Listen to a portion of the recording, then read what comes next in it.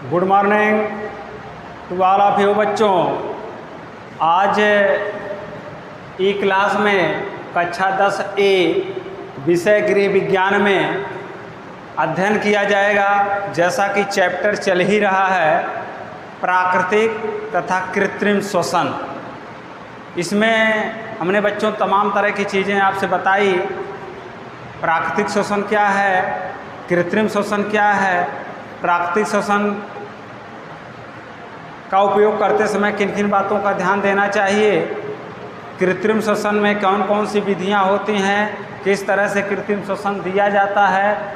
और अभी हम इसके बाद आज चर्चा करेंगे प्राकृतिक तथा कृत्रिम श्वसन में अंतर, दोनों में क्या अंतर है। और अंत में हम ये ज़रूर बताएंगे कि प्राकृतिक तो बता ही दिए, कृत्रिम श्वसन क्रिया में करते समय क्या सावधानियां बरतनी चाहिए। बच्चों लास्ट में हम बताएंगे। इसके बाद प्राकृतिक तथा कृत्रिम श्वसन में अंतर के बाद हम चर्चा ज़रूर करेंगे। बच्चों प्राकृतिक और कृत्रिम श्वसन में कई तरह के अंतर पाए जाते हैं। जैसा कि हमने पहले ही बताया है कि मनुष्य के जीवन में दो तरह की क्रियाएं होती हैं, एक ऐच्छिक क्रिया, एक अनैच्छिक क्रिया, एक रेखीय क्रिया, एक अरेखीय क्रिया। ऐच्छिक क्रिया जो इच्छानुसार होती है, अनैच्छिक क्रिया बिना इच्छा के होती है, उसको होना ही है। जीना है तो होना है, जीना है तो अनैच्छिक क्रिया का होना अनिवार्य है। अनैच्छिक क्रिया बच्चों प्राकृतिक श्वसन में होती रहती है। कृत्रिम श्वसन में कभी कभी ऐच्छिक क्रिया की आवश्यकता पड़ जाती है, माने इच्छानुसार श्वसन क्रिया की आवश्यकता पड़ जाती है। तो इन दोनों में क्या अंतर है, इसके बारे में हम अध्ययन करेंगे बच्चों। इन दोनों क्रियाओं में क्या अंतर है, किस तरह से अंतर पाया जा सकता है कि प्राकृतिक और कृत्रिम श्वसन की क्रियाओं में क्या अंतर हो रहा है, इसके बारे में। सबसे पहले जैसा कि हमने अभी चर्चा किया कि ये दो तरह की क्रियाएं होती हैं, एक ऐच्छिक क्रिया, दूसरी अनैच्छिक क्रिया। ऐच्छिक क्रिया में इच्छानुसार कार्य किया जा सकता है, अनैच्छिक क्रिया अपने आप होती रहती है। अनैच्छिक क्रिया बच्चों प्राकृतिक श्वसन क्रिया में होती रहती है। आप सांस कब लेते हो, कैसे लेते हो, कुछ पता नहीं चल पाता है। लेकिन यदि श्वसन क्रिया में किसी प्रकार का व्यवधान उत्पन्न होता है तो कृत्रिम श्वसन की आवश्यकता पड़ती है। यह दूसरे व्यक्तियों के ऊपर निर्भर करती है। इसी के बारे में दोनों में क्या अंतर है, प्राकृतिक और कृत्रिम में क्या अंतर है, इसके बारे में अध्ययन करेंगे। तो सबसे पहली पॉइंट बच्चों, प्राकृतिक श्वसन में क्या मुख्य पॉइंट है कि प्राकृतिक श्वसन सदैव तथा प्रतिक्षण होती रहती है। हमने बताया ना कि यह अनैच्छिक क्रिया है, प्राकृतिक श्वसन अनैच्छिक क्रिया है, यह प्रतिक्षण होती रहती है, इसमें रुकावट नहीं होती है। रुकावट हुई तो समझ लीजिए कहीं न कहीं विसंगतियां हैं। कृत्रिम श्वसन में यह क्रिया प्राकृतिक श्वसन में किसी प्रकार का व्यवधान उत्पन्न करने पर होती है। कृत्रिम श्वसन में किसी तरह का प्राकृतिक श्वसन में व्यवधान उत्पन्न होता है, तब कृत्रिम श्वसन की आवश्यकता पड़ती है। उसके बाद बच्चों दूसरी पॉइंट, प्राकृतिक श्वसन में यह स्वतः एक अनैच्छिक क्रिया के रूप में होती रहती है। हमने पहले ही चर्चा किया, प्राकृतिक श्वसन एक अनैच्छिक क्रिया है जो स्वतः होती रहती है, इसमें किसी प्रकार का परिवर्तन नहीं होता है। लेकिन वहीं पर कृत्रिम श्वसन में यह आवश्यकता पड़ने पर अथवा दूसरे व्यक्तियों के ऊपर निर्भर करता है, इच्छा पर निर्भर करता है दूसरे व्यक्तियों की, कि स्वयं क्रिया नहीं हो सकती। यह स्वयं क्रिया नहीं हो सकती, यह दूसरे व्यक्तियों के ऊपर निर्भर करता है। दोनों में अंतर समझ गए आप। प्राकृतिक श्वसन अनैच्छिक क्रिया है और कृत्रिम श्वसन ऐच्छिक क्रिया है। यह क्रिया यानी प्राकृतिक क्रिया स्वतः होती रहती है, अनैच्छिक क्रिया दूसरे व्यक्तियों के ऊपर निर्भर होती है, इसको स्वयं नहीं किया जा सकता। ये अंतर है बच्चों। अगली पॉइंट प्राकृतिक क्रिया में क्या है बच्चों, यह स्वयं ही पसलियों तथा तंतुपट की क्रिया पर निर्भर करती है। यह स्वयं ही पसलियों तथा तंतुपट की क्रिया पर निर्भर करती है। व्यक्ति की स्वयं की मांसपेशियों द्वारा संपादित होने वाली क्रिया है। यह व्यक्ति के प्राकृतिक क्रिया व्यक्ति के मांसपेशियों द्वारा संपादित होने वाली क्रिया है।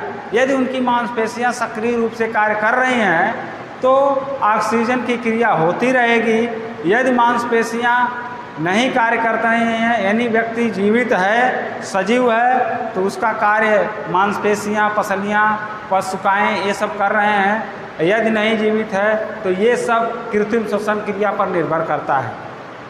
उसके बाद बच्चों प्राकृतिक क्रिया के बाद अब कृत्रिम क्रिया में क्या है, यह सदैव अन्य व्यक्ति या व्यक्तियों के द्वारा संपन्न कराई जाने वाली क्रिया है।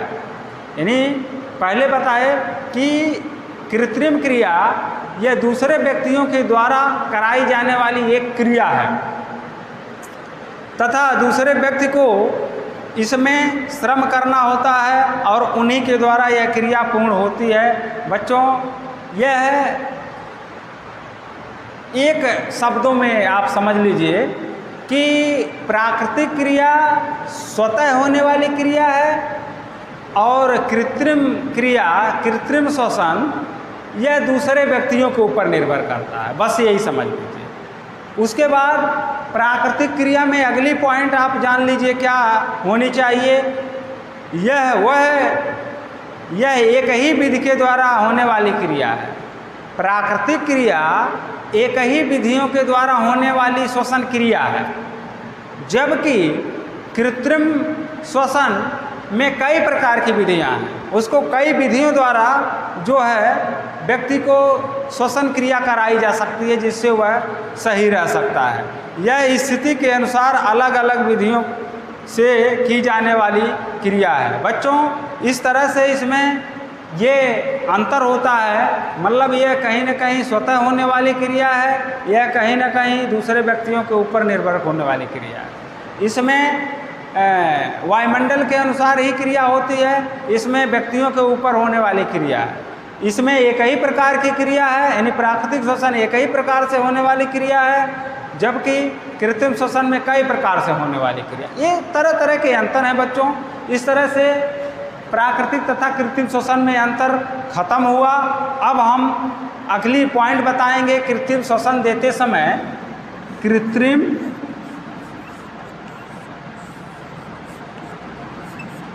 श्वसन देते समय ध्यान देते समय सावधानियां या ध्यान देने वाली बातें, देते समय सावधानियां।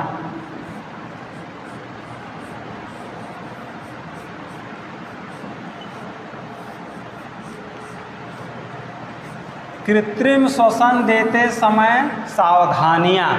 बच्चों हमने वैसे कल भी क्लास में बताया था कि कौन कौन सी क्रिया करनी चाहिए कृत्रिम श्वसन देते समय।